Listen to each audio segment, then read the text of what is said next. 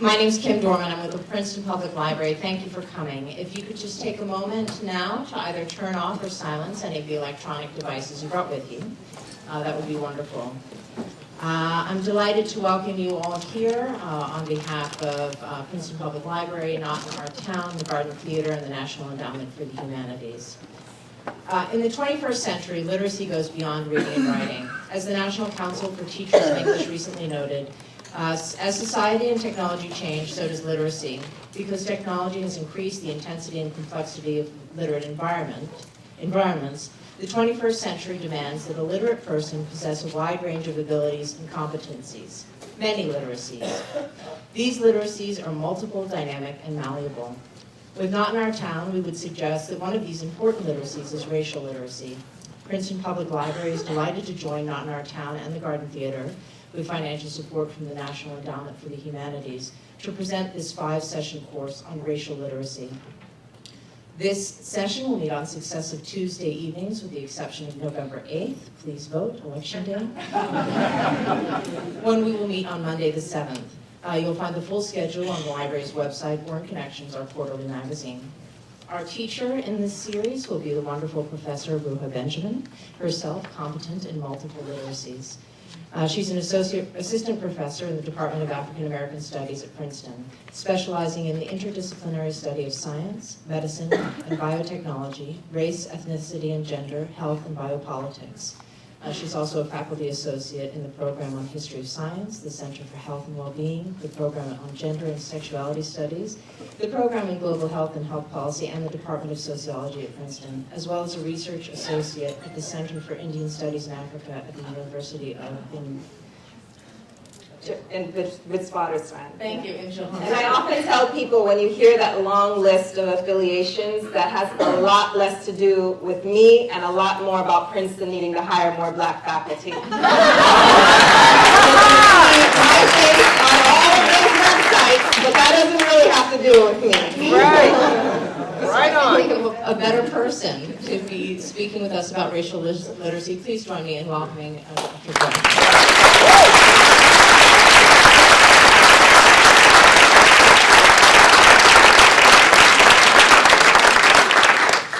Thank you all for spending Tuesday night. Just the energy in the room, the fact that we are sort of overflowing again, has to do with the groundwork that's been laid in this community for many, many years. Before I was even born, before many of us were even born, people have been working on anti-racism, working for racial justice and unity. And we are just now sort of experiencing the seeds of that. And so what we're doing today is part of a much longer genealogy of thinking about how to build a world that is more just and more equitable than the one we found. And so I just want to do a little roll call and acknowledge that so much of this has nothing to do with me and my expertise. I was called a teacher, but I'm also here to engage in learning with you. And it also has a lot to do with the people who've been working on this for much longer than when I moved here 2 years ago. And I just want to give you a little glimpse and then do a bit of a roll call along those lines. So how many of you recognize these two individuals? On your left is who? On your right is who? Even going back before them, but I just want to point out that these two individuals, their friendship, the way that they supported one another as they were getting blacklisted and death threats and marginalized throughout the country and in this community, they are a model for us in terms of building solidarity, building comradeship, and figuring out how to encourage one another in this work. There's a great book that some of you were actually interviewed for. Raise your hand if you know about the book, Einstein on Race and Racism. Miss Satterfield and a few others were actually interviewed for a book that I put on my recommended reading. And what's amazing is the glimpse that you get into their friendship, but also their experience in this town. And I find it really interesting to actually read how Einstein thought about Princeton, right? I'm going to give you a little glimpse. Princeton promised a safe haven, a banishment to paradise. Einstein wrote in a letter to a friend. There was also a stuffiness to Princeton, emanating from the cluster of old elite families and society people. Einstein would later describe it as a quaint and ceremonious village populated by puny demigods on stilts. And I think that has a lot to do why he spent so much time in the black part of Princeton, trying to have a different experience with people who were not on stilts, demigods, right? Another nice description I love is when he says, nonetheless, this is the author writing, he was clearly affected by Princeton's surface serenity. Into this small university town, the chaotic voices of human strife barely penetrate. I'm almost ashamed to be living in such peace, while all the rest struggle and suffer. Right? It's that dissonance between the kind of bubble that we share here and the real struggle that's happening, the crisis that's happening all around us in the world. And I think for some, you can still relate to that dissonance. The question for us is, how do we burst the bubble and get our hands dirty in this wider struggle in the way that Einstein and Robeson modeled for us, right? The reason I love these two individuals is that they were so prolific in their careers and their professions, brilliant in so many ways, and yet their moral and their ethical compass was always turned towards greater justice, right? And so Robeson in one place wrote that every artist, every scientist must decide now where he stands. Through the destruction in certain countries of the greatest of man's literary heritages, through the propagation of false ideas of racial and national superiority, the artist, the scientist, the writer is challenged. The battlefront is everywhere. And so I think it mirrors for us how we should think about how we balance our work life, our professional life, our time with our families and our schools, but how we still have to have our hands in the struggle of thinking about how in all of those arenas we can be building greater justice and peace. The battlefront is everywhere. Sometimes we have a model of what advocacy looks like. We think we have to grow out our fro like Kaepernick, right? You gotta be like, model a certain aesthetic of struggle, right? But the battlefront is everywhere. You can button that suit up tight, shave that head, infiltrate. We can do it in every arena.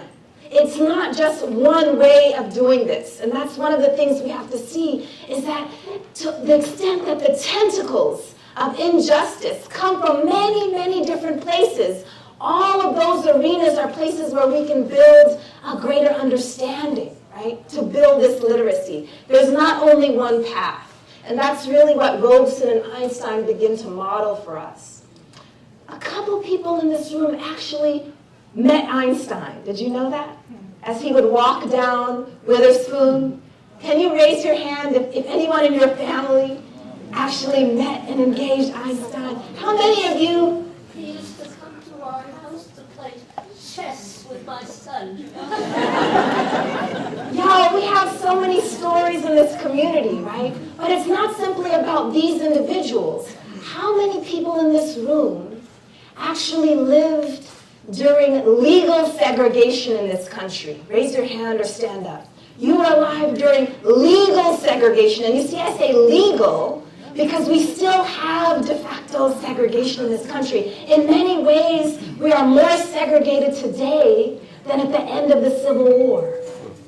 Right? Our schools are more segregated, our neighbors. So part of the journey for us over these next 5 weeks is to figure out, how did that happen? How did we change laws but not hearts?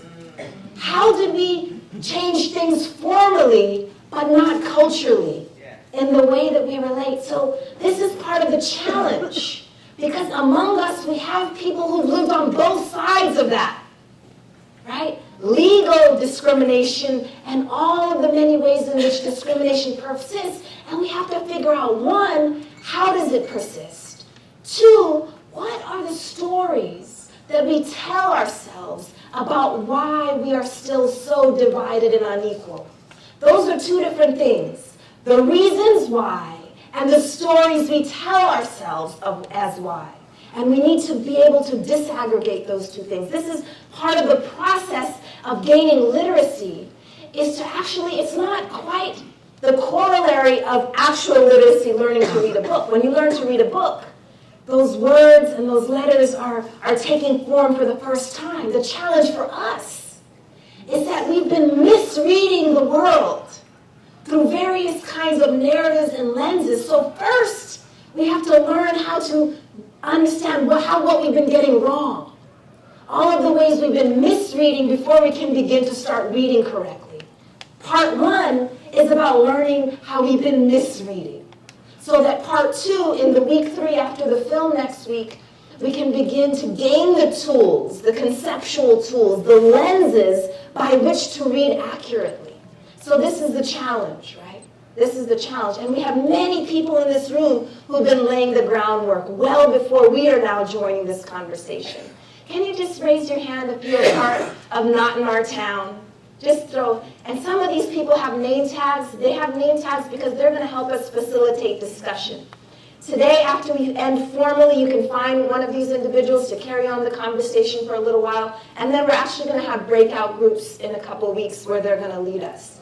Other organizations, faith groups, raise your hand if you've been working in any capacity around these issues. Racial justice and healing. Raise your hand. Right? It goes well beyond me talking at you. You have experiences, you have knowledge also to share. So I promise you that we're going to have some interaction as well today. Okay? The one hard thing about this format is that when I'm lecturing in my classes, when I start going over, my students just start packing it up. They start giving me the cues. They start zipping their bags. They start leaning in their chairs, and I know, oh, I'm going overtime. So you're going to be too nice, and you're going to not be doing that. But I'm going to need somebody to be like, okay, it's going too long. I promise you I'm going to get you out of here in time. My goal is this, in terms of the format. I'm going to spend another about 20 minutes or so laying more groundwork. Just giving you an idea of the larger framework, letting you a little bit know about my motivations, the stakes for me, and I'm going to raise some questions for you to think about what you have at stake in this conversation. What we're doing here is not charity work. We're not doing it for other people out there. See, the line that we draw, and it's easy to draw now in this election season, between the good guys and the bad guys, the people who get it and those who don't, the anti-racists and the racists, that line that seems like it's very easy to draw now, it's actually much more blurry than we think, right? We are almost all of us on both sides constantly wrestling, okay? And so partly what we want to do is lay the groundwork so that we understand what we all have at stake, right? That none of us is going to get on a soapbox and say, we got it more than everybody else. We understand more than everybody else. The second part of what we're going to do is we are going to figure out the ways in which we've been misreading. That's the meat of the talk, misdiagnosing racism. Under your chair, for most of you, you're going to have a little piece of paper, and it lists the 5 main things that I'm going to go over today. It just gives you little bullet points. That's just for your reference, and you can take that and you can share it with the person maybe who doesn't have it next to you. And so those are 5 key terms that's going to help you keep track of what I'm talking about in this part, this middle part of the talk. The last 30 minutes, we're going to watch a video clip, about 10-minute long video clip, and we're going to be discussing it. Partly the point of that is actually to start practicing reading reality accurately. Okay, we're going to put to use some of the concepts from the middle part of the talk. We're going to do that with our neighbor, and we're going to open it up for a discussion. We're going to go beyond the video and think, okay, so now what? How do we wrap it all up? And then we'll have a few announcements, and I'm going to promise to end by 8:35. All right. Y'all keep me honest. All right. You did kind of go over, though, just saying. All right, what is not the solution? The solution is not to ignore reality, okay? The solution, we know, is not a colorblind Band-Aid to say that we don't see difference, okay? I have a friend who wrote a book called Blinded by Sight, in which he interviewed, he's a legal scholar, he interviewed individuals who've been blind since birth to figure out how they see race. What he learned was they see race. Because seeing race is not simply dependent on these little two things right here. You learn to see and infer the meaning that your society ascribes to differently phenotyped individuals from a very young age. You see, that's why we have to start having these conversations with our kids before they can actually have some kind of intellectual understanding. They are absorbing like SpongeBob all of the meanings ascribed to race. And he found through all kinds of other senses and all kinds of other conversations that individuals who've been blind since birth have a keen understanding, keener than many of us who see, about what the value of different human beings are in our society. Blinded by sight. So pretending like we don't see is not a cure. Right? We wouldn't do that for anything else. We wouldn't do that for any other illness. If we think about racism like a cancer, we wouldn't go to our doctor and say, I've been feeling bad. I don't know what it is, but I really don't want you to tell me too much about it, right? Just, I'm just going to go home and rest, drink some water, but I don't want to know what it is. Okay, tell me what it is, but tell me nicely. Like, don't use that C word, right? Kind of use euphemisms. Make it seem better than it is. Sometimes we do that with racism. We want to use flowery language. We don't want to have anyone hurt our feelings. We don't want to alienate anyone. We don't want to feel uncomfortable. But we wouldn't do that with an actual physical illness. We would want to know what is happening. We would want an accurate diagnosis. Comedians are sometimes some of the best theorists, more so than some of my colleagues across the street, right? And so if we think about, for example, my homeboy Chris Rock. Comedians are incisive theorists. He says the thing is, we treat racism in this country like it's a style that America went through, like flared legs and lava lamps. Oh, that crazy thing we did. We were hanging black people. We treat it like a fad instead of a disease that eradicates millions of people. So what does Rock say we should do? He says you've got to get at it in a lab and study it. See its origins and see what it's immune to in order to break it down. We got to put it under the microscope, y'all. That's what we're doing for 5 weeks. Right? We want to understand it well so that we can begin to heal. And we can begin to create prescriptions based on justice, not based on colorblindness and ignoring reality. The fact of the matter is, oftentimes when we begin to try to explain it and diagnose it, we often cause more harm because misdiagnosing it can actually reproduce it in unexpected ways. It can mutate then, right? So one of the key ways in which we misdiagnose racism is by assuming that it's mainly a function of a few bad apples, a few racists over there. Oh, those people who burn, crosses on someone's yard, right? Those people who put on their white robes, right? Who use the N-word, right? A few bad apples, as opposed to thinking about, in fact, how it's been threaded and coded into law, into our institutions, into our psyches, right? To be born in this country and even to immigrate to this country is to be able to actually learn and absorb it in a way that often we can't even articulate. The meanings, again, we often start to take on without realizing. Our laws, in fact, our institutions are a main reproducer of racism without anyone ever having to have malice in their hearts. See, racism doesn't require you to have mean thoughts or mean spirit.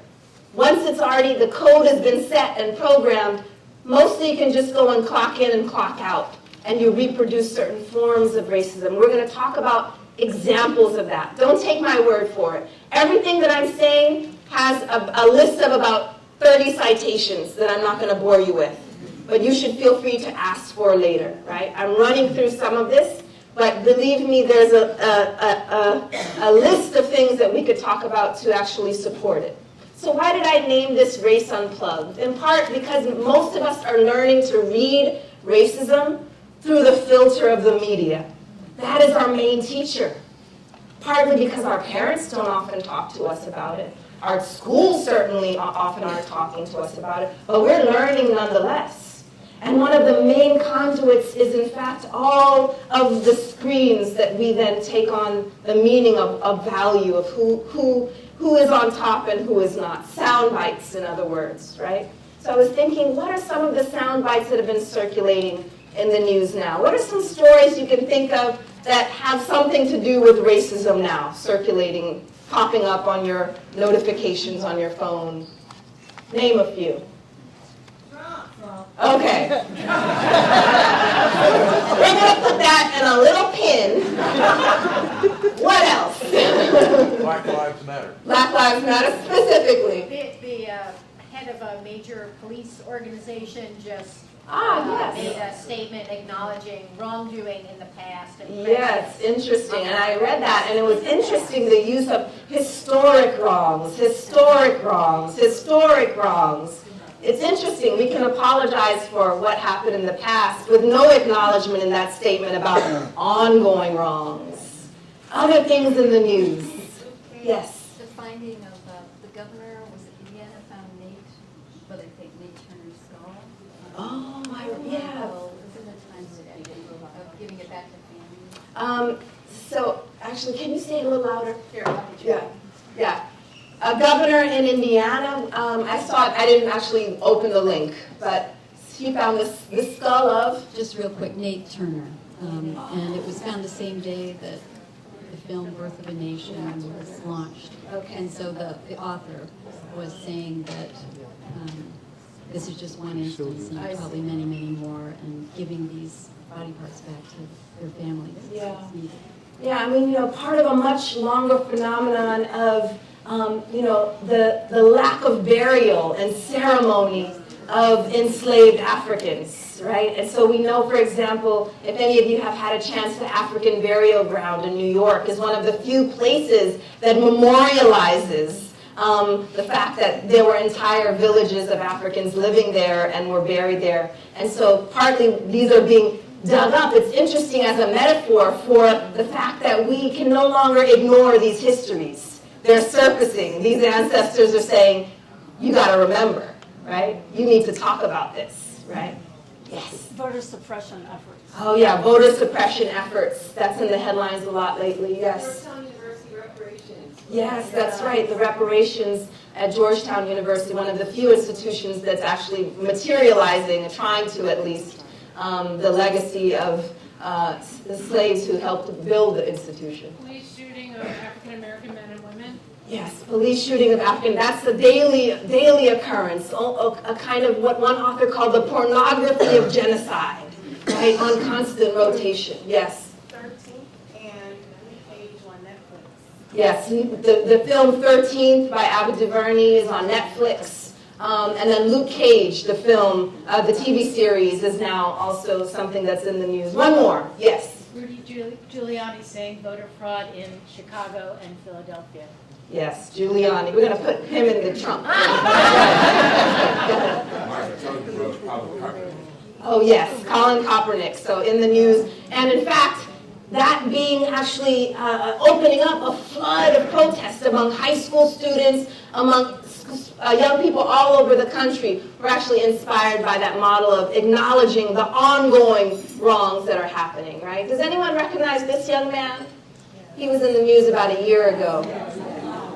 Ahmed Muhammad, Texas teenager, very resourceful young man, went and built a clock at home and brought it to school. And what did they think it was? A bomb, right? And so folks saying, if his name was Adam, if he wasn't Muslim, then the treatment would have been very different. They handcuffed him, they took him, they interrogated him, 5 different officers, and eventually he and his family, I believe, had to go back to Kuwait and just returned recently. And so thinking about how this kind of treatment of young people, right, and this kind of treatment, a young woman in Charleston who wouldn't listen to the teacher and the officer, was having some trouble at home, wouldn't leave the classroom, had her phone out, and the officer, which is a very common occurrence now, officers in schools body slammed her out of her desk, right,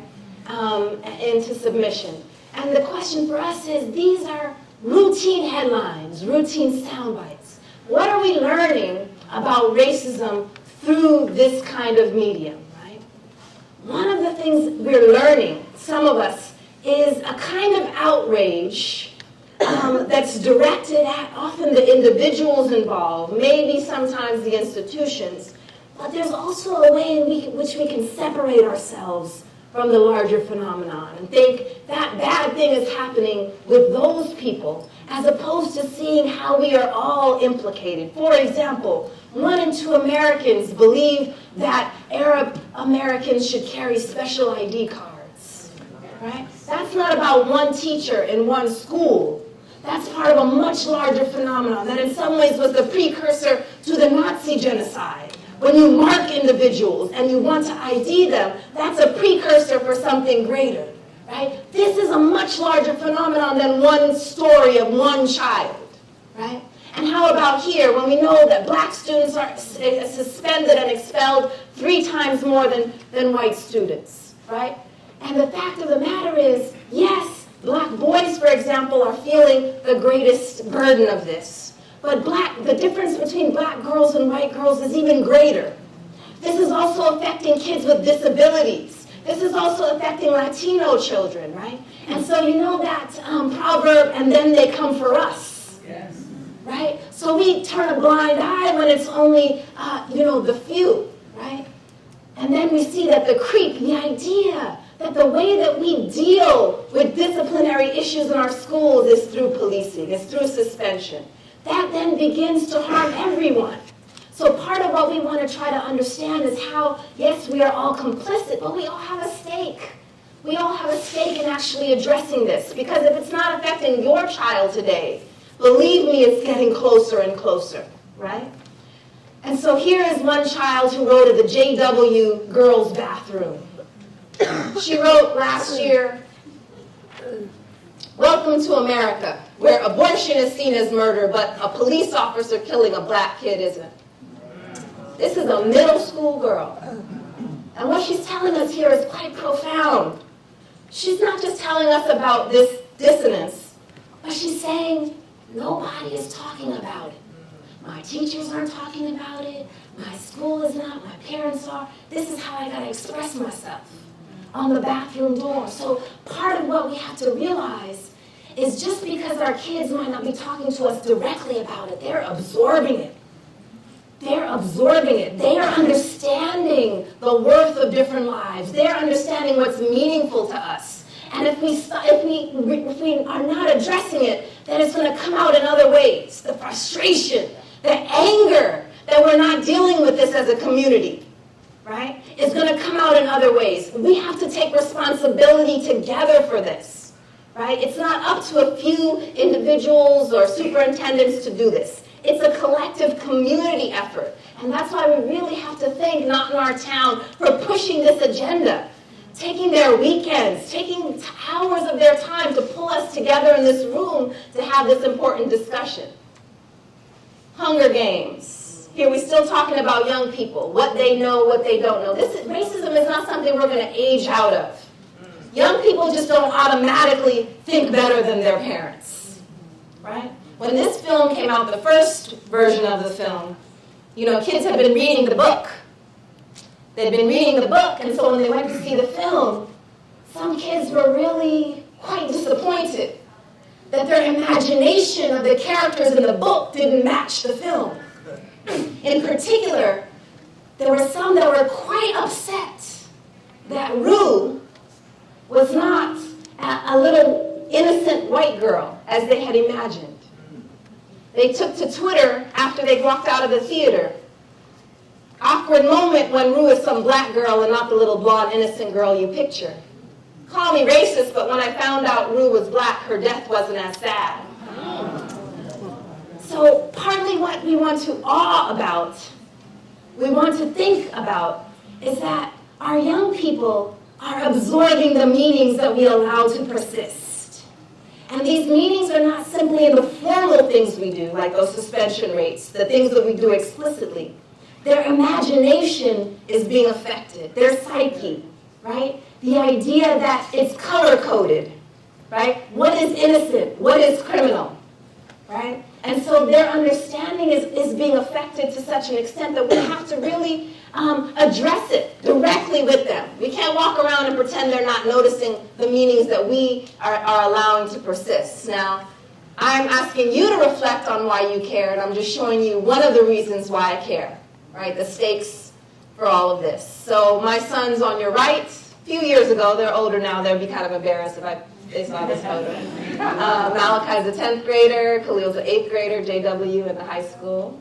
And my nephews, their mother I grew up with. We've known each other since we were 15. We're not related by blood, but we're sisters. And these kids love each other. They love each other like brothers, right? And they already are being treated differently in the world, moving differently in the world. If you think about what happened to Trayvon a few years ago, you know what the meaning of young people walking around with hoods are with dark skin versus white skin. Very different, right? And so partly what we all need to start thinking about is how to change this reality, right? How to change this reality. The ultimate goal is so they can actually be treated like brothers that they are, right? And actually experience that, right? So that that is not taken away from them. You see, racism at its core is a form of theft. It's a form of theft, both in terms of material resources. We're going to talk about that in terms of real estate, in terms of jobs, very tangible things. But it's also a kind of theft of potential. The potential of individuals to realize themselves, realize their dreams, but it's also the theft of potential that it robs us of the relationships that we could have with one another if we were not so divided, right? And so hierarchical. And so we want to think, what are the stakes for us? What do we want, right? Already from preschool we're learning, through studies coming out of Yale and elsewhere, that even preschool teachers are treating these kids differently, right? They did a study to look at the way that the teachers were shown the kids misbehaving, and their eyes were always going to the black kids, right? They were paying attention to their misbehavior without even knowing it, right? And so we want to think about how these studies are showing us how early these issues are arising. This is not something we got to address at the high school. That's late. That's so late. We're talking about young kids walking around on the playground, right? Already understanding the different worth here. But we need to move beyond sentiment. We are talking about what's in our hearts, but it doesn't boil down to that. What you think and feel about other people is the beginning, but certainly that's not where we need to end. We need to think about how we are what we do, right? Our patterns of behavior. So we need to be thinking over these 5 weeks, how does what I do line up with what I believe? We have so many studies that show what people think in principle should be the case and what they actually do, right? And how there's a huge divide between people's attitudes and beliefs and what they actually do in their day-to-day lives. So we want to think at that level too, the patterns of behavior, right? Lastly, in terms of laying the groundwork, I want us to think about all of the things we take as natural, right? The things that go unquestioned, the assumptions, right? I've had to do this from a young age because my family was my first classroom, right? My dad's side of the family here on your right-hand side, right, from South Central Los Angeles. moved to LA from Arkansas as part of the Great Migration, right? And my mom's side of the family in India, Iranian background. And so thinking about how this microcosm forced me to think about all of the received ideas about what is natural. I remember when I was in 3rd grade, a little kid that lived next door to me said, well, you never see a red bird and a bluebird sitting with each other in the tree, as a way to say, what you got going over there with your family, that ain't right. Right? Little child had already understood, you see, what is natural, what is right. We got to be talking to them at a very young age. But it goes far beyond just thinking about family. There's so many things that we feel come naturally to us, the people we naturally feel like we can get along with, that we can have a conversation with, that we can live next door to, that we want to set up play dates with, right? All of the things that make us feel comfortable, we got to question, because it's been shaped by racism. It's been shaped by classism, sexism, right? And so we got to question what comes naturally to be able to grow and become better, right? And so this is part of what I'm asking of you as I come meet you halfway. Okay, these are the things I'm asking you to do. Question, question, question. Part 2. Now we get to the diagnosis, all right? So I have this one slide. I guess up here I was just going to talk about what I do for research. This is the kind of stuff I study. I study people who are investing a great deal in terms of how to transform the physical body, right? How to create regenerative medicine, how to edit the human genome, so biotechnology. And one of the things I'm struck with is all of the excitement and investment and energy being poured into transforming the physical body. And then when you start talking about transforming the social world, people get really pessimistic. Oh, we can never do that. Oh, there's not enough money for that. Oh, but how will we start? I'm like, you're growing heart cells in the lab. You are growing heart cells in a lab, and you're telling me we can't grow empathy for other human beings in our everyday lives. Like, that's the thing that's considered unrealistic. But no, we're going to grow a heart. Okay. So that was what that was about. What I'm trying to say is we have to take as much energy and investment and excitement to be able to transform the social body as my colleagues are pouring into transforming the physical body. That's all I'm saying. Can you get with that? Yeah. Okay, good. Part 2. So, running on time. Okay. What we're going to do now over the next 30 minutes or so is I'm going to share with you at least 5 things that we do on a routine basis to misdiagnose racism. We all do it. It's not the racists out there and we got it all figured out in here. We all do it. Okay? And what we're going to do between now and next 2 weeks from now when we gather back in this room is we're going to be on the lookout for the way that we do it, the way that other people do it, the way that the media is doing it, the way that school textbooks are doing it, because it's happening all around us, okay? The acronym is ALIFT, okay? That'll help you remember. There's a piece of paper that has these 5 words on it. I'm going to give you some examples of each of these misdiagnoses, and while I'm giving it to you, I want you to think about your own examples. Because then you're going to turn to your neighbor or 3 of you and try to come up with one of your own. Try to think, okay, how have I done this? How has someone around me done this? So we can just begin to apply these concepts. Because, again, we have to figure out how we've been misreading the social world before we can then start to read it correctly and gain literacy and concepts that will help us understand what's happening with greater accuracy and precision. The ahistorical fallacy. The ahistorical fallacy, quite simply, is the idea that, on the one hand, what happened in the past, it doesn't have that much consequence for what's happening today. But there's a softer version of this, because people will often say, yeah, of course, it has something to do, but it's the recent past that matters, not that long ago past. You know, stop bringing up slavery, stop bringing up genocide, colonialism, right? Okay, maybe what happened in the New Deal, maybe what happened in the last 50 years. So there's a harder version and a softer version of this. But I want you to pay attention to when we together begin to dismiss history. Just one example here. You know, in the last few years, starting around 2007, our housing crisis, we saw that it actually didn't affect everyone equally, right?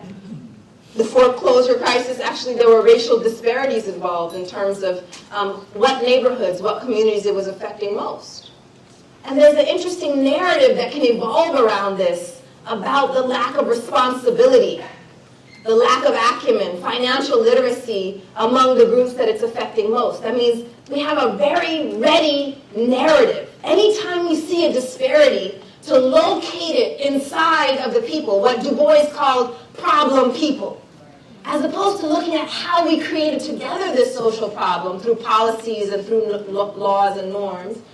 We locate the problem inside people. In this case, we can say, oh, look, they didn't know what they were doing, right? This narrative of pathologizing individually or culturally groups who are being harmed by a particular configuration, particular system, ignores history. It ignores how something like a black neighborhood was created in the first place, right? How it was engineered, right? So that you could even target that neighborhood for particular kinds of predatory loans, right? There had to be something called a black neighborhood or a Latino neighborhood first. The question for us is how and why was that engineered, right? Before you can even then begin to target people, right? To understand this, there are many mechanisms at play, right? How did our government actually sanction the creation of segregated and unequal neighborhoods? There were many ways, right? Both through formal law and through private kind of practices, right? I'm going to just share two with you before we move on. One of them that we're going to learn a lot about in the second film in a few weeks is redlining, right? This is when banks would create a map of a community and make certain neighborhoods, depending on their racial demographic, green, right, or good for loans, and some were redlined, right, and said you're actually not going to get a loan to live there, right? And so here, banks and loan companies denied mortgages and loans in non-white neighborhoods. So, and they were given license to do this by the government, right? So we have to think about how it was state-sanctioned inequality, right? And so the second mechanism that I think the video will talk a little less about is racially restrictive covenants, right? Were used by homeowners and sellers to maintain desirable residential characteristics of a neighborhood. If many of you who own your home, if you look through the deed, you will find this still in your deed. It's not enforceable, but it's still there. And people could abide by it. Could abide by it. So I want to just take a look at the language for just a minute in one of these. All right? And so I'm going to ask someone in the back who has a booming voice to read number 10. None of the residential lots. Could you, maybe in the middle there, someone loud? Yes, please, go. None of the residential lots, nor any part thereof, shall be leased, let, sold, or transferred to, or occupied by anyone who is or whose spouse is, or the members of whose immediate family are, of other than the white or Caucasian race. And this exclusion shall include persons having perceptible strains of the Asiatic, Mexican, Mexican-American, American Indian, Negro, Filipino, or Hindu races.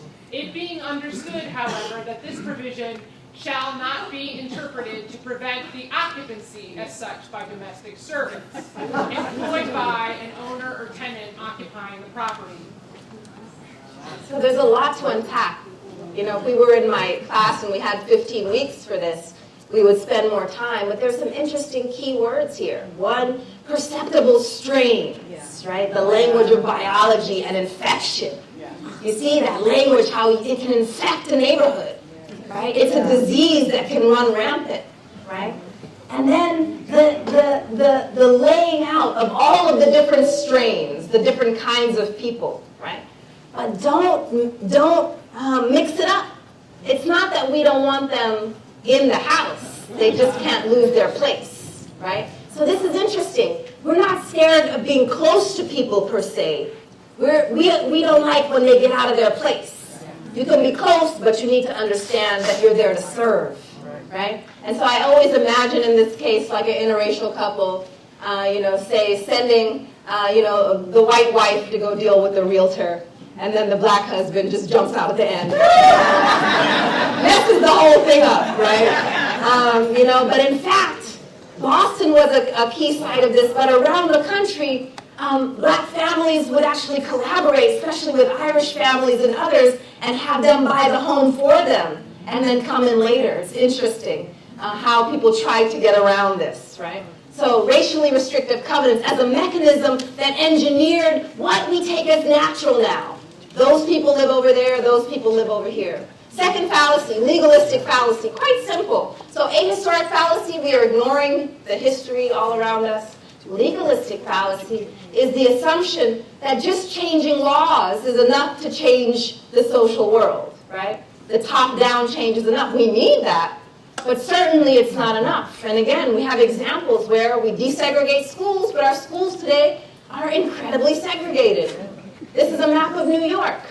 The blue sections are where the schools are, less than 5% black, and the green section's less than 5% white, right? So how do we manage to do this without formal laws telling us everyone to stay in their place? What were the mechanisms that allow this? Is it that just people just naturally want to be around other people like them? Or are there ways in which race was coded into our economy, right, and then into our neighborhoods that allow this kind of segregation to persist? This is what we have to diagnose. And we can't just do it through top-down change, right? There are other ways that we have to tackle this and address this in order for it to change. Another example of changing laws but not changing society. How many of you have applied to a job that has that little blurb at the bottom? The equal opportunity clause. We don't discriminate on X, Y, Z, right? So many jobs. if you're getting any kind of federal tax breaks, you have to have it. And yet somehow discrimination in the workplace persists, right? This particular study was an audit study. Researchers over at Harvard went and sent thousands of resumes out to employers in Chicago and Boston. And what they did was same resumes, same qualifications, changed the names, stereotypically black names, stereotypically white names, right? And what they found was that the same resumes, same qualifications with the stereotypically white names received 50% more callbacks from employers. And that 50% greater interest from employers was equal to having 8 additional years of experience on the job. That's what it equated, right? By just having a name that coded you as white, right? And so how is this happening? And they found that the employers that had that clause at the bottom were just as likely to do that as all the others, right? So we have to think about how changing the law is not enough. We have to do more, right? So all of these examples are pushing us to not be satisfied with what we have achieved so far, right, in our society. There's so much more to do, right? We go to the third fallacy, individualistic fallacy. Individualistic fallacy assumes that racism is mostly about, what people intend to do, whether that intention is good or bad. That it boils down to individual prejudice or love, right? That it is basically about what's in our hearts. Of course that matters. But so much of our attention has to do with the bad apples. Paula Deen, right? When she came out, every month or so we'll have a new example of someone being caught saying something racist. And that takes up so much energy and attention that we lose sight of the everyday forms of racism that never make it to the headline, right? And so we have to be wary of getting so caught up in catching the racists, right? That we lose sight of how it persists all around us, right? So whether it's bad, that gets a headline, but also the cheers and the excitement when someone does something good when it comes to racism. So all the attention that Macklemore has got for speaking out, both in terms of his feminist ethos, in terms of his anti-racist ethos, all of the cheers also draw unnecessary attention, right? In terms of that it boils down to the individual, and we need to think, okay, that's good, just the same way the laws are good, but we need to push the discourse. We need to push our goals around this, okay? A common refrain around this individualistic fallacy, a kind of cover. So whatever comes after that phrase, is going to be racist. That's like the code word, it's time to get out of the room. Okay, I'm not racist, but whatever's coming next. All right, give you a few examples on Twitter again. I'm not racist, but black people were a lot nicer before the civil rights movement. I'm not racist, although it might seem, sound it, but Obama needs to get out of the White House. It's called the White House for a reason, right? Again, so the young are not necessarily as enlightened as we would like to assume. So we know that this cover, it's kind of like a condom for racism, right? It's supposed to kind of protect it in some ways, whatever's getting through and that, but we still need to be wary. The condom can break. All right. So, fixed fallacy, number 4. All right, so we did ahistoric, ignoring history, right? We did legalistic, assuming top-down change is enough. Individualistic, assuming that it just boils down to what's in people's hearts and sort of being guilty or innocent of racism. The fixed fallacy is kind of like the counterpart to the ahistoric fallacy. The ahistoric fallacy ignores history. The fixed fallacy, it looks around, when you're reading the reality, we're reading the social world, and it says, well, this doesn't look like anyone getting lynched. There's no water hoses here. There's no burning crosses, so we must be doing good. It's measuring the present by what happened in the past, assuming that racism is a fixed and static, and it's going to show up in the same way it did in the past. In reality, racism is mercurial. It changes, it mutates. Of course, some older strains persist. We get a good look at that now, right? But in fact, we should pay attention to the way that it changes and adapts. Since I study science and technology, biotechnology, I'm very interested in how new technologies actually are becoming a medium for racism, right? And so we can think about kind of next-gen racism, the new applications of racism. It changes with the times, right? It doesn't stay. And I'm going to give you an example of that in a bit. So, Help Wanted. This is how workplace racism showed up in the past. And we say, no one's doing this anymore. No one's hanging this outside their door. Maybe a few people, but not really. And then in reality, we ignore all of this more systemic ways it's happening. We know we have an incarceration crisis in this country. Millions of people are ineligible to work in particular occupations, that we are allowed to legally discriminate against them in the workplace if they have the badge of felony on them, right? So we have a legal way to discriminate, right? We can talk a little bit more about that in a couple weeks. But here's one example of a study Deva Pager did when she was a Princeton professor in sociology up until a few years ago. Now she's over at Harvard. And what she did, again, was an audit study. But this time, the study wasn't sending the resumes out. It was sending actual people out. She had 2 testers, one white and one black. 2 that had on their resume as if they had a felony. 2, they didn't have a felony. They went out looking for jobs.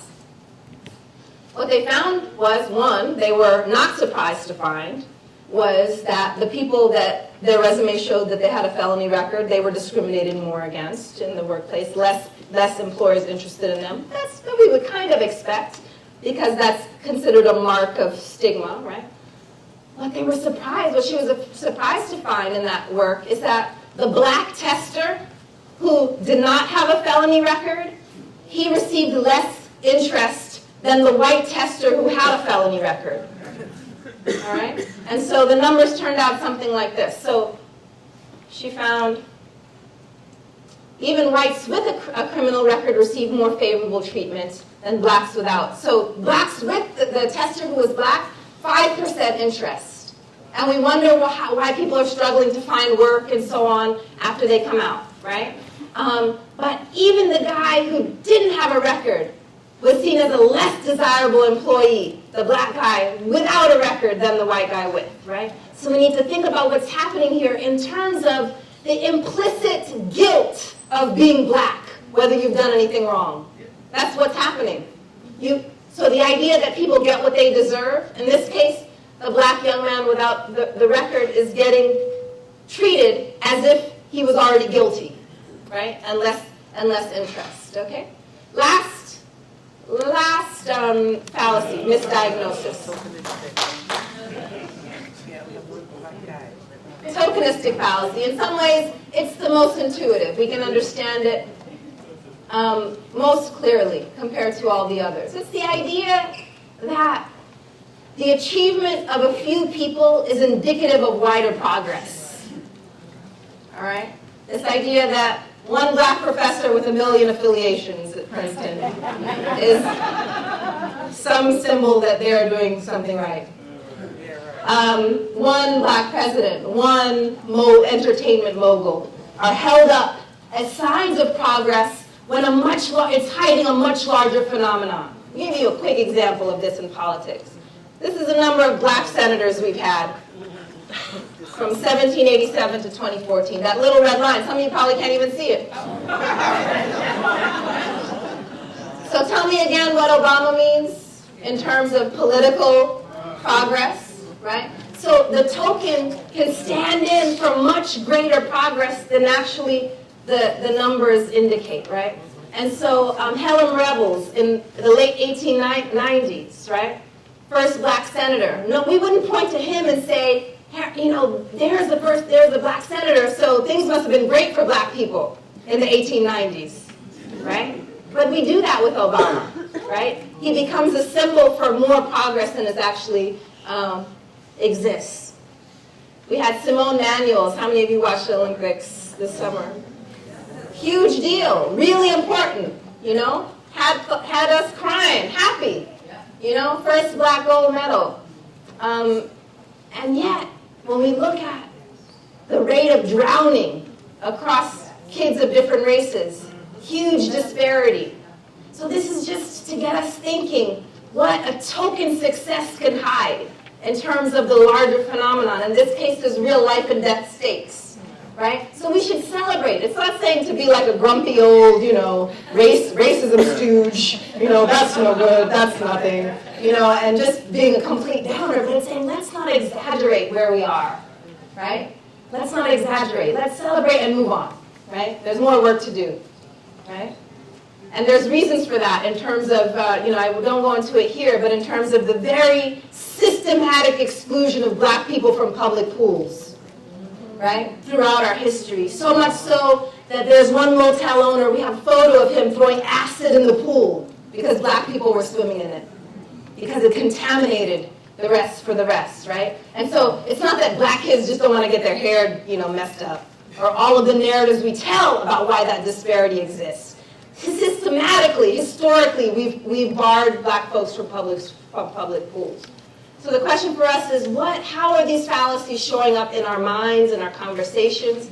Take 2-3 minutes, turn to your neighbor, maybe in threes. Choose one of these and think, how have I actually done this? How have I seen this in the news?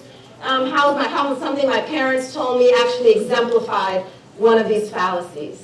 And, you know, just take a few minutes and figure it out, all right? We'll come back together in a second.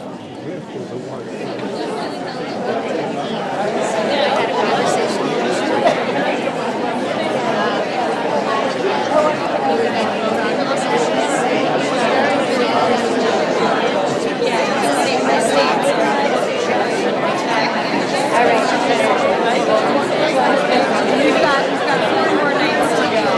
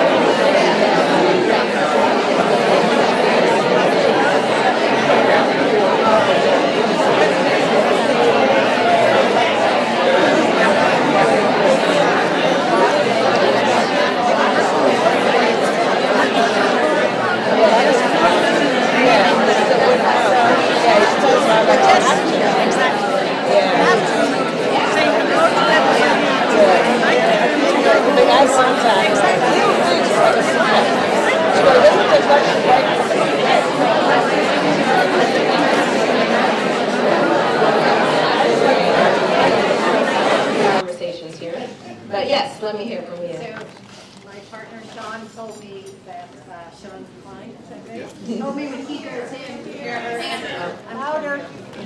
Yeah. Thank you. The person I was speaking with, Sean Klein, pointed out that when he gets to some place, people look at him and they say, "Oh, you're not what I expected." Yeah, and so the idea that, depending on your phone voice, let's say, or your name, there's a certain expectation. There's some funny skits online that try to make sense of this, to sort of people showing up for a new job and, oh, I wasn't expecting you. But for that to happen on a routine basis, it sort of shows us the meanings that are attached to certain kinds of behaviors and certain kinds of ways of moving in the world, yeah. Please, we have someone who I just found out is in my son's grade, so I'm mad at him for not showing up. Go ahead. So in history class a couple of weeks ago, we just did, we learned about the idea of separate but equal, and it's, we're seeing this as kind of it's really prominent today where you think that everybody's equal, but in reality you're really not. Yeah, and so it's kind of like magical thinking. Often we treat racism, there's a great book by two sisters, Barbara and Carol Fields, that talk about racecraft as akin to witchcraft. And we think about magically somehow, for hundreds of years, we ordered and structured the world, we created laws and policies and institutions, and then with a switch, somehow we turned it off and people forgot everything, right? Forgot the meanings associated, forgot the order of things, right? And we often treat it magically, as if that happened, as if it didn't continue, right? And that in fact resentments grew because the laws didn't match the norms that people were so accustomed to, right? And much of what we see around us is a backlash and anger that the formal laws don't match people's expectation of the order of things, right? And so it's an interesting thing we have to keep an eye out for about how the work that does. Yeah, one more example before we move on. Something maybe your partner said, something you thought about in terms of one of these misdiagnoses. Who wants to share? Do you have a sign here? Oh, yeah. The high school is representing. I just thought of the idea that I've been told throughout my life that you're one of the okay ones, or I enjoy hanging out with you because you're a poised black person, and hanging out with you is different. You're not like them, you're like us. And I just thought. And which fallacy would you say that fit into? Quiz. Yeah. It may be, but also tokenistic. Yeah. You become the exception to the rule. It's interesting what work that does. The exceptions, people think it's a compliment, but what it does is it reinforces the rule. Right? The exceptions to the rule say, oh, but there is a rule. This is the expectation. So the idea that, oh, you're so articulate. Oh, you're so this. The compliment that somehow your race doesn't match the good quality which you're being complimented on. Right? We have to question those associations, those links, so that even our attempts to be nice to one another are seeded with racist stereotypes. And that's what really this example illustrates. So the question for us is, if it's not ahistoric, right? If we don't want to diagnose and read the world ahistorically, what do we want? This is a little exaggerated, right? It's not that we're all puppets, simply sort of following the scripts we've been handed. There is human agency involved. But we are shaped by these histories.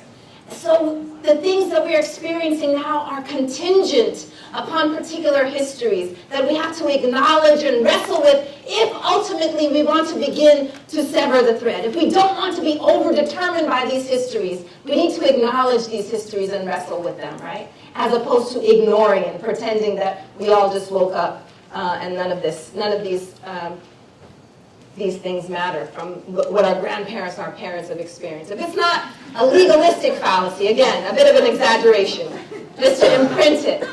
If top-down change is not enough, right? Then we actually have to think about what we think and feel about the world, how we perpetuate certain narratives. We have to address how the outer world gets inside of us and how we begin to see through the lenses that we've been taught, right? And so it's not quite so science fiction. But we do need to wrestle with, right, the ideological basis of racism. That we can't just change the laws without addressing what's in our hearts and our minds, right? And so in some ways it's a corollary to the individualistic fallacy where the focus is too much, right? So each of these is showing when we overdo it and we think racism is all about what's in our heart and minds, when we don't look at how the laws have perpetuated certain forms of discrimination. Here, where you can't see it very well, we're thinking about what's happening in Ferguson, Missouri, and the role of the police and the role of, for example, an entire town that has been created a whole fee structure to exploit the black community there well before Michael Brown, right? Well before. The anger there boiled well before Michael Brown. And here it's going back so far that we see a nigger hunting license being issued by the state, right? So we have to wrestle with this. It can't just be about what's in an officer's heart. Right? Did they feel anger towards him? Did they feel racism? When our government gives a license to particular institutions to engage in this kind of policing, we have to question it at that level and not simply the level of what did he feel or not feel. Right? In some ways that distracts from the larger structural context in which policing is happening. Right? Fourth, if it's not a fixed fallacy that we want to engage in and assume that racism is going to show up today the way that it did in my grandparents' time, right? We want to think about how it changes. So we want to look at the mercurial aspect, right? The way in which it may not happen with a sign on the door of the restaurant saying, blacks need not apply. How it might happen in much more subtle ways, right? And so we want to keep attuned to that. Read that reality. How it happens beneath the surface, right? We want to pay attention to that and not assume that it's going to be always so obvious, right? And always so explicit. If we don't want to engage in the tokenistic fallacy, right? And hold up certain individuals as indicative of larger progress, we want to see how it's systemic, right? We want to see how it's all around us so that we can begin to untangle ourselves, right? From and be able to change it at that level, right? And not simply look to one or two great achievements to signal progress. So in short, when we think about diagnosing racism, we want to move beyond the idea that it's simply about individual ignorance, us and them. We're the good guys in here, bad guys are out there who didn't show up on a Tuesday night, right? They can go make all our friends feel guilty. I went. Well, were you? Right? Like I tell my students, the point is not for you guys to be like the racism police. Right? And go around campus like, I took Professor B's class. I know. It's like, if I do that, I failed. Right? It's not to create a racism police. Right? And so it's not simply about individual ignorance. Of course, we want to be able to grow more knowledgeable. So I have a whole list of things. If you have time, read it, right? Watch it. Right? That's what we're doing together. So knowledge is important. But it doesn't boil down to simply individual ignorance. Because ultimately what we're going to see when we start reading the laws and the policies that have structured racism in this country is that it's a way of knowing the world. Racism is not simply an absence of knowledge. It's the construction of a particular knowledge system that's distorted, but it's a way of knowing nonetheless, right? When we think, for example, about the stop and frisk policies that we see that, very prominent in places like New York and LA, big cities, but are pretty much everywhere. We look at the Supreme Court case, for example, that gave officers license, right? Terry versus Ohio. We see in the language of the Supreme Court decision that it's a way of knowing. It's telling officers, when you look at it, that we are actually letting you, through your subjective decisions, decide before anyone has committed a crime who you think might be guilty. It's in the decision. It gives license to that. So there's no need to actually see proof, right? It's your inference. That is a way of knowing the world. It's not simply a lack of knowledge. So we have to attack it at that level, right? Lastly, and we think about, what the take-home points are, I want you to think about diagnosing racism, that ultimately it's the ideological cover for a system of exploitation. If racism is theft, and people want to sleep at night knowing that this theft is happening, you need a way to reason. You need to make sense of why you deserve what you have and other people don't. I'm talking about going back to the theft of human beings, but I'm also talking about the ongoing theft in terms of the distribution of resources today. You need a reason, right? You need to be able to sleep well at night. And so ultimately it has to justify a system of exploitation and resource hoarding. So we think about resources are like jobs. Like if you think about those people getting those resumes with those black sounding names and those white sounding names, essentially what's happening is they're reserving particular jobs for white people. They're not putting the sign on the door, but they're using the names as code for that. And they have all kind of reasons, knowledge, that helps them make sense of why that is justified. Oh, black people are lazy. Oh, black people don't work hard. Oh, they're all of the narratives that they tell themselves.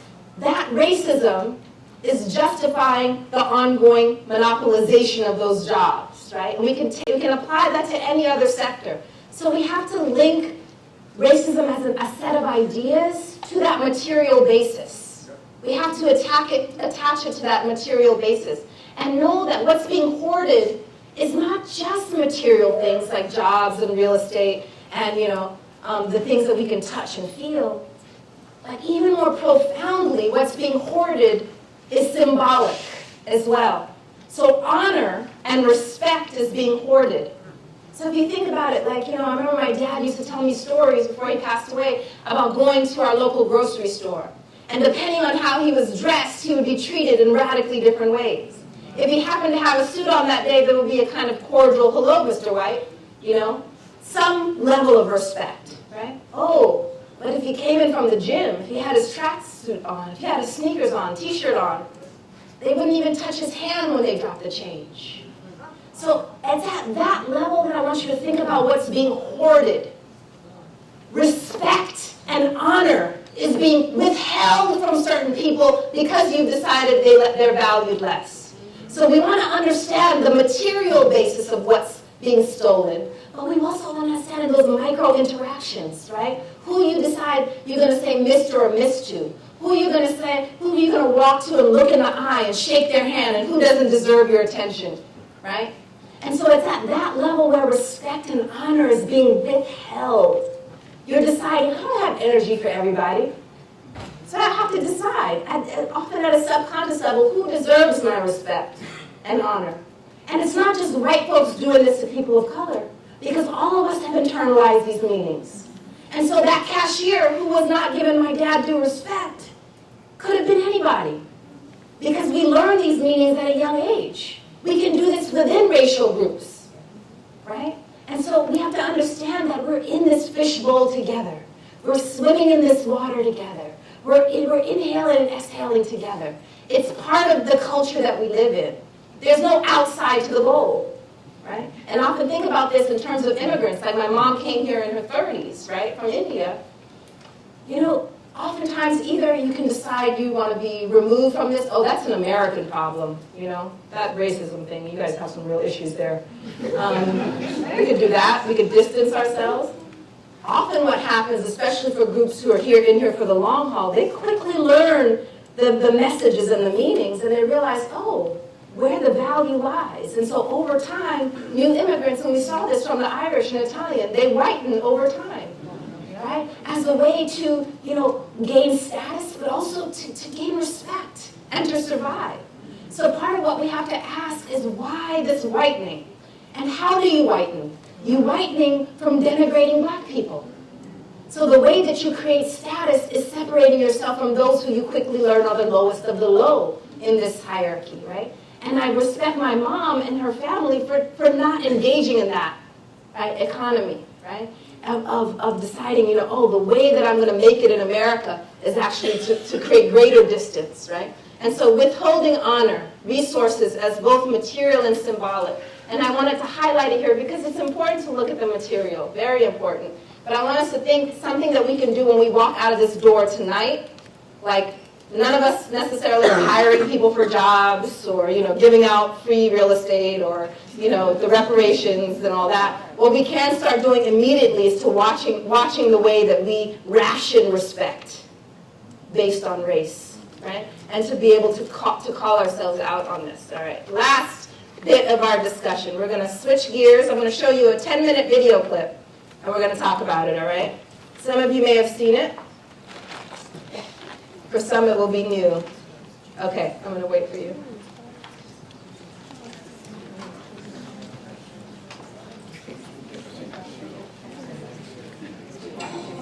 You see this, and you wonder, did he lose his keys, or is he blatantly stealing that bike? In broad daylight, he hammers, and then saws on the chain.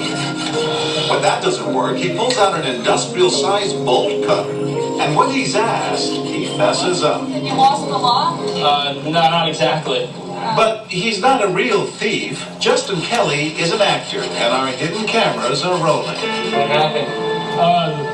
Nothing. I can't get through the lock. I mean, I know it's weird, but you wouldn't happen to know whose bike this is. Alright, good. Thank you.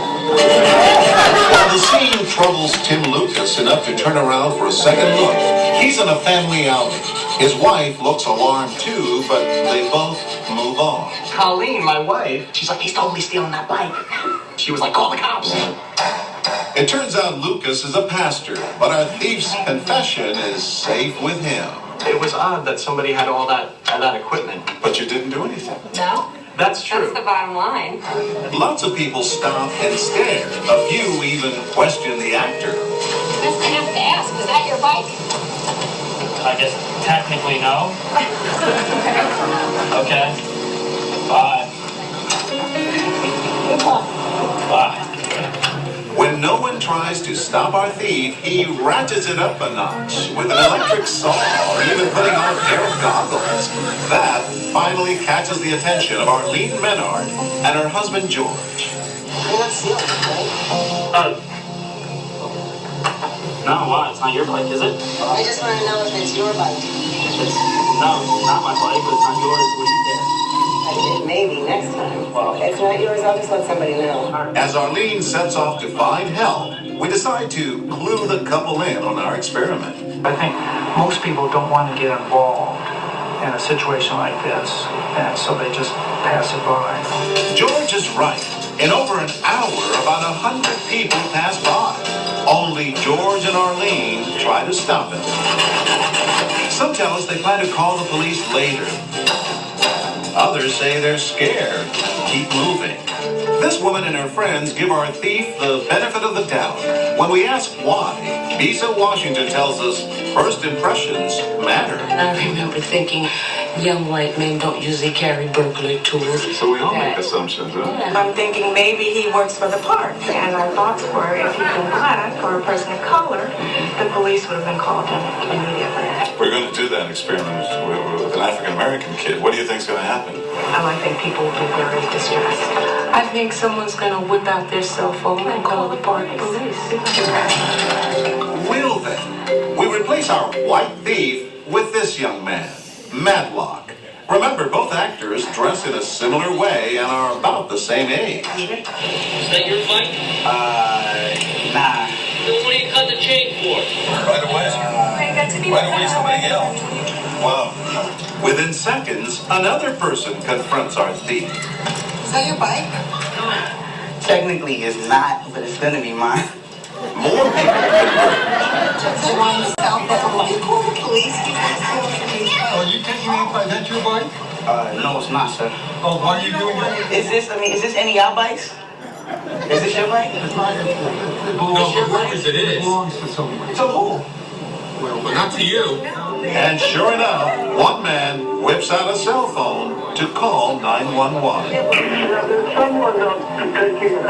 Our actor triggers more reaction.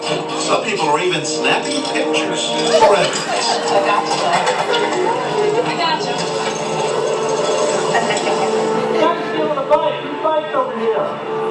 Once everyone moves away, we reset our cameras, and within minutes, another outraged man is yelling. Are you trying to steal that bike? Excuse me, sir, but the bike's been here for days. Like, no one's gonna take it. Well, that's not your bike then. Yeah. You can't just come in and take something from somebody. Excuse me, sir. I'll Okay, I'll just take your tools later. Please, sir, don't touch my stuff, sir. Please, sir, do not touch my stuff. Please. Please. Yeah, all right, but this has been here. Like, who's gonna take it? Well, that doesn't make it your property. Technically, it does. No, it doesn't. Technically, it's not yours. All right. When we bring out our cameras, David Robb wants us to go after the thief. That kid in the red shirt is hacking away at the light. It's not his. And he has the right to take it and steal it. And he's come here with tools, obviously. You know, sir, my name is John Quinones, and this is part of a TV show called What Would You Do? You were pretty upset. I would. It's important that we speak up in these situations. I think so. It just seemed like the right thing to do. Everyone insists that justice is colorblind. Did the race of the culprit have anything to do with it? Not at all. He could have been any color. It wouldn't have mattered to me. I think it was taking a bite that wasn't his, not what his color was. Maybe, but take another look at how people passed right by the white actor and the police department, but not the black actor. Madlock sits nearby, stunned by what just happened. These racial stereotypes are infused in all of us. I mean, it's part of our culture. So whether you're black or white, you associate crime with blacks and you associate whites with being good.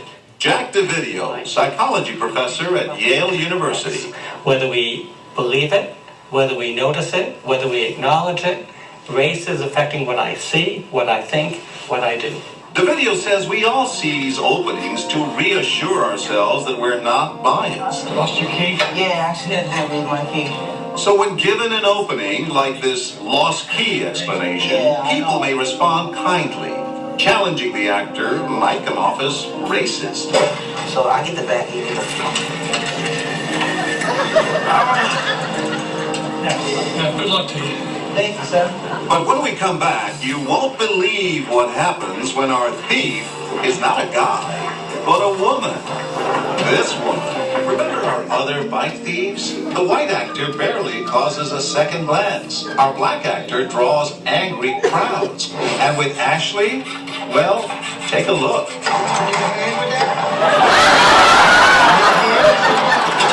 You know who this is, do you? Whose bike it is? Yeah. Why, are you trying to steal someone's bike? With a little help from Ed Fitzsimmons, the bike chain easily falls away. Oh my goodness, what a strong man you are. It all happens as his friend stands nearby, watching. These are your special tools for bike lifting? They come in handy every once in a while, you know. You sort of helped her steal the bike? Exactly. Okay, just checking. Ed says he is no accomplice. He's just courteous, old-fashioned. Helping a damsel in distress. And he isn't the only man who stops in his tracks. What's this guy thinking? You know, you pull up, you don't know if she lost her key, if she's trying to actually take the bike, but then again, she's a girl. And would you ever see a girl doing that? You never know. Most of the time, it's a guy going to do something like that. Appearance matters deeply. And when the thief looks like this, men behave irrationally, according to Yale professor Jack DeVideo. Attractiveness means somebody is good and healthy and desirable. She doesn't look very threatening. She doesn't look any threatening, but she also doesn't look like she's bad. Beautiful is good. So how can a good person do something bad? Sir, do you know how to use these at all? I just have to get the chain off. To cut the chain off? Yeah. I have no idea how to cut a chain. Really? I've never sold a bike before. Never stolen a bike before? That's funny. No wonder he asks us not to show his face, assisting our thief, first with clippers, and then finding the chain's quick release. Thanks. Yeah, no problem. Justice doesn't stand a chance. Men are helpless against Ashley's good looks and her sweet love. Excuse me. Yeah. Can you help me? What's up? I can't get the chain off this bike. What's wrong? Is it your bike, though? Is it your bike? Does it matter whose bike it is? I just can't get the chain off. I guess it doesn't matter. Well, I really appreciate it. Thank you so much. I was shocked that they helped me out so much. If you were really stealing that bike I would have got away with it. with an accomplice, Yes, or two, I would have had or 2 or 3 three, or accomplices. 4. And all of those accomplices are men. But will women let her get away with this? Watch Colleen Grasso. After passing by, she calls for help. 911, where's your emergency? It looks like someone's trying to steal a bicycle. She's a little petite blonde girl. Later, Eileen Smith spots the petite blonde and makes a quick assessment. This is not right. She's stealing. And she's stealing a bike. But now watch Eileen's husband. Reginald pedals right past his appalled wife, straight to our actress, asking her if she needs a hand. Okay, I'll eventually get it. I did some time and roll, but I just Oh, you can steal it? Maybe you can help me steal it. First, Reginald lifts the sign, pushing out the bike. But our actress still can't ride with a locked chain. Do you know how to use these? Dumbstruck, Eileen tries to alert her husband. Greg, I'm going to call the police right now. But Reg ignores his wife and flips the chain. That's awesome. We've got the feeling that for Reg, it's going to be a very long night. And yet he swears he was just trying to be a good Samaritan. You saw her, she needed help. But yeah, saw her, needed help. But then she made it clear. She said, oh yeah, I don't have a bike, I need a bike. But when I picked up the sign, then it started to click. But what can you do? Good question. So your advice is? We should stop, we should think, we should pause, we should be rational, and then we should do the right thing. Well, I really appreciate it. For guys, easier said than done when the criminal looks like this.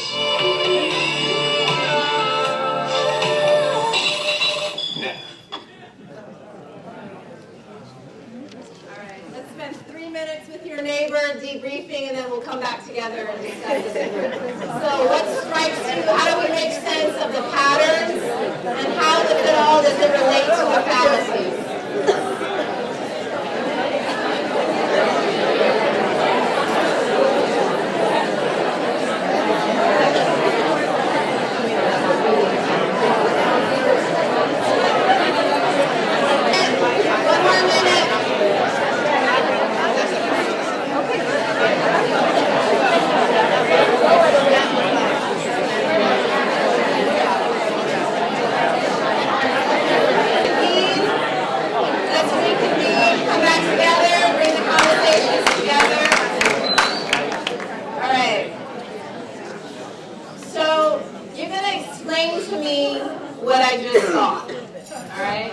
Of the patterns, how do we make sense of it? How do we read that reality?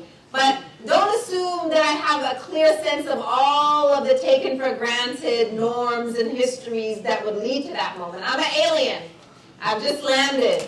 You're going to explain to me why those 3 humans in those different skin suits were treated so differently. Help me understand. Don't assume that I know. So who wants to take a stab? Explain to me what I just saw. Read that reality. Yes, sir. Can you get this mic, please? These beings are tribalistic. We can just leave race out for the moment, but tribalistic. We identify with people that are of our tribe. We don't identify with people that we consider not of our tribe, but they have a lower status in terms of evaluating their actions. And then you have to bring in the sexist part. We especially identify positively with people of the opposite sex we find attractive. And a lot of people would say, well, that's human nature. Human nature, okay. I want to understand more. Help me. Yes, Miss Manhart, the most awesome history teacher at PHS. In represents implicit bias, and I saw you at Dr. Khalil Muhammad's speech last year. But it goes back to Reconstruction and convict leasing, and if you target one group and if there's an over-incarceration or if you expect criminality, then that's going to perpetuate criminality. And so it goes back to the legacy of addressing the accurate history of what we've done post-slavery in this country. Yes, please. Who wants to build on that? Yes, sir. Let me get the mic. You identify yourself as the alien who needed. Yes, sir. Was willing to listen. Yes. I wonder, however, what you think the alien thought before. Okay. Yeah. Okay, let's go on with my exercise, and then I can try to get in the mindset. But that's an interesting reflection, turning it back on the observer. Yeah.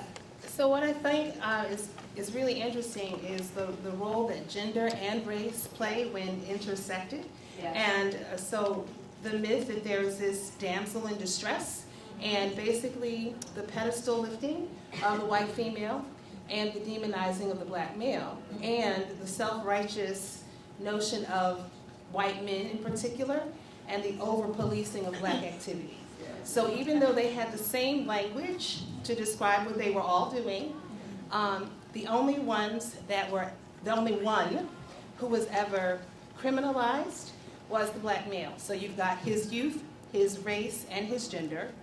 You have the white female being propositioned as needing help, being, and then the other white women, her treatment or their treatment of the white female. They were perhaps less attractive, and to see the white male treat his wife that way, to see the larger white female who was on her daily routine to get her 10,000 steps in, calling and saying, you know, this young, petite, blonde. So all of it. And I think that those of us who have been there are not surprised by it, especially black females, because perhaps we would not have been treated like any of them. That's an interesting question that my students always bring up. They say, but what about that fourth character? They want to know how she would be treated. What's interesting, though, when we think and link it back to Ms. Manhart's observation, trying to pull these together, when we look at the historical record, what we see is that the widespread lynching in this country was both a form of racial terrorism, but it was also a means of upholding white patriarchy. It was done in the name of white womanhood. You see, when you read the writings of Ida B. Wells, lynching black men was done in order to protect white women. So these narratives are deeply linked. They're not parallel. They're actually intertwined. And so this intersectional analysis is key. And what always strikes me, two things when I watch that. One is the mob mentality. And quickly, it's like it's right there, always ready. And it quickly took shape, where there was no mob for the other two thieves. But there was a palpable sense of collective offense that this young man was stealing this. This was not simply a matter of upholding what was right. People were visibly offended by what they were seeing. So we have to question, what is being protected? Is it simply an abstract law, what we think is not right? But what is being protected by the mob in that moment? One, we have to think about. And who do we reserve the mob for? It's not for all crime. And so at the same time where it's really funny to watch, what we can't get away from is the fact that there are millions of human beings sitting in cages because we treat the crime of other human beings differently. So when I talk to my students, I said, don't pretend that there's not crime happening on this campus. You guys talk about not wanting to go, we talk about putting the checkbox on the application about if you have a felony. Don't pretend people here haven't committed crimes. You just haven't been caught.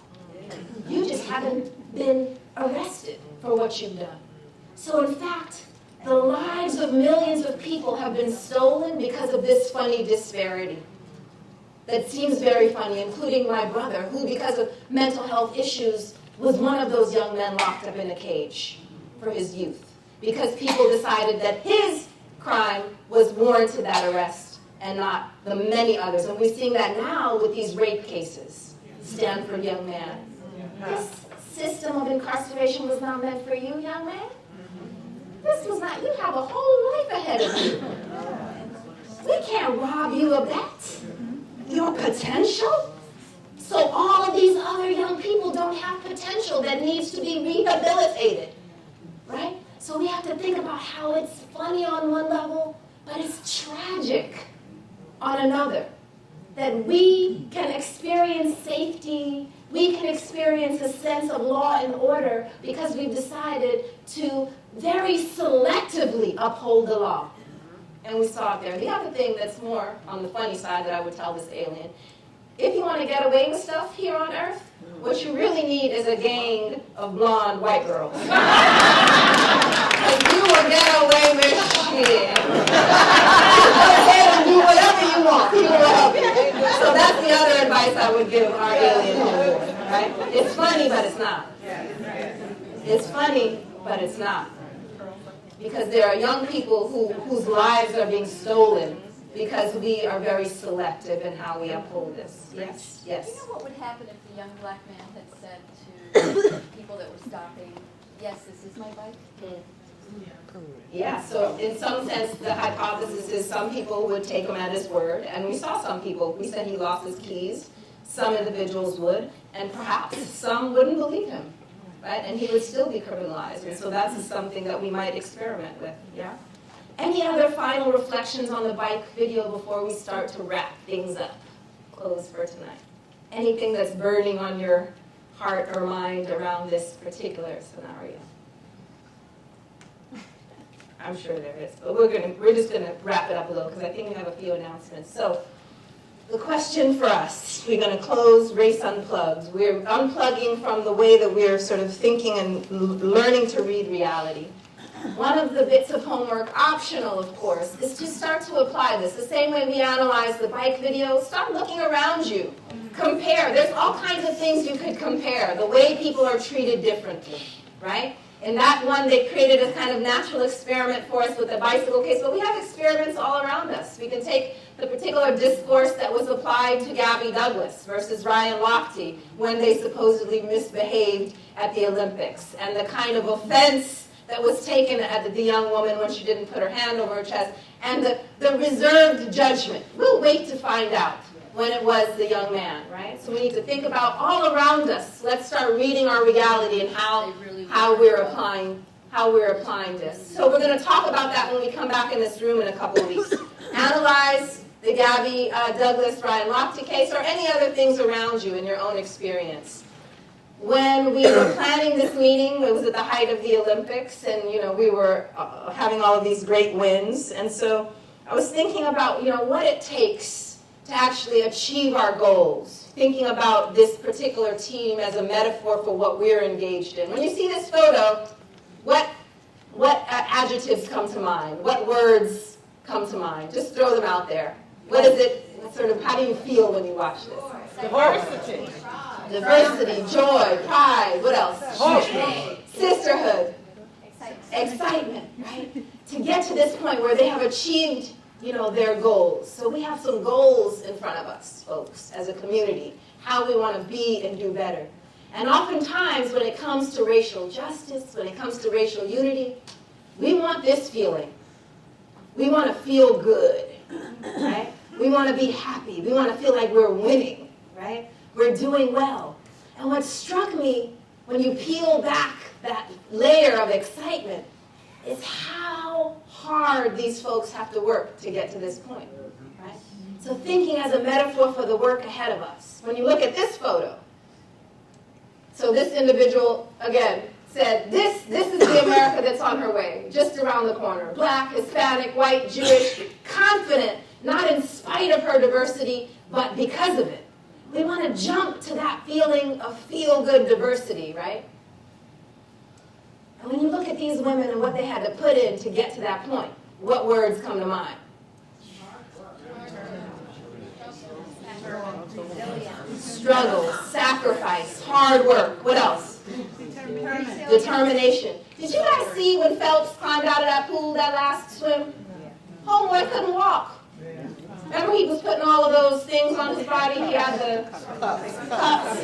He got out of that pool, and he was basically like Jello. That's how weak he was after that win. Right?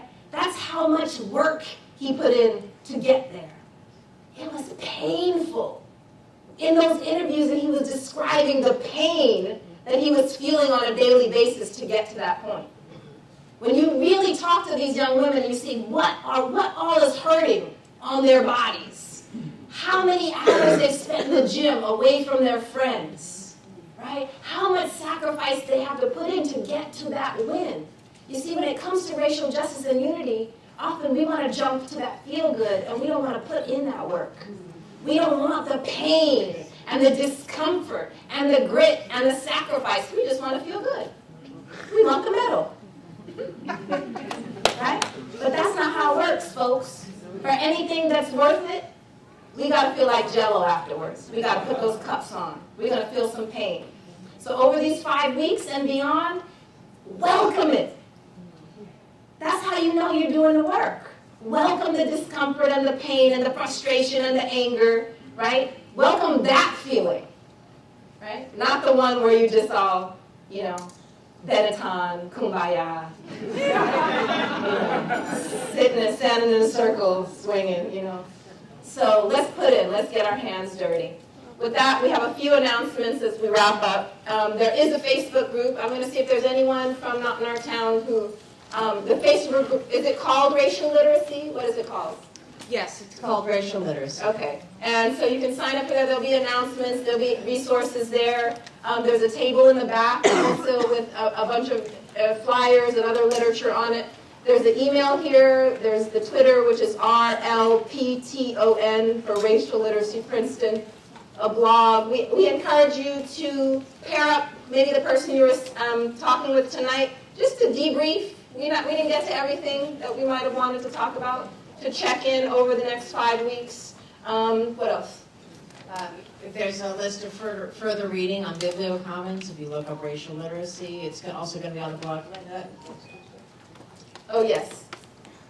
If you haven't signed up and you want more information, you can sign up on the table outside. There's a sheet for emails. Next week we meet at Garden Theater. We watch a first part of the series, Race, Power of an Illusion, and then we discuss it together.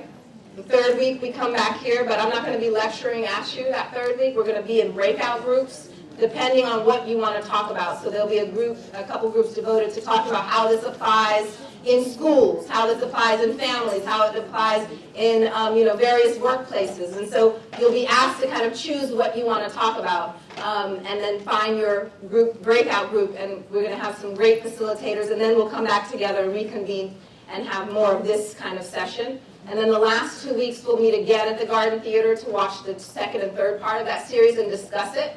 And then we may have an optional, we haven't decided yet, sixth week where we carry on and decide if there's more to this story that we want to get into.